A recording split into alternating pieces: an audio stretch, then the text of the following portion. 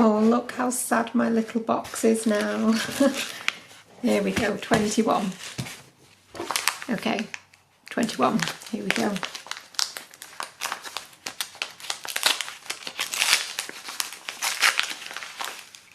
Ooh, I like this.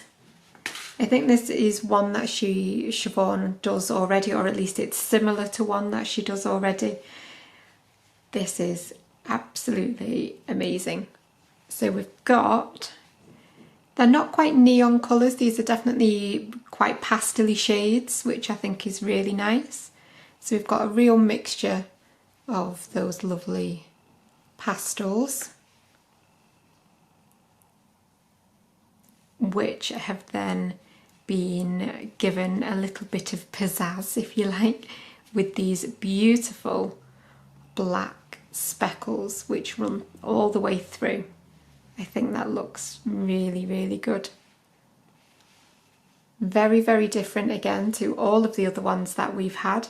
I'll just do a quick recap because I have actually got my basket here with all of my little bits of yarn in. Let me just zoom out a fraction. There we go.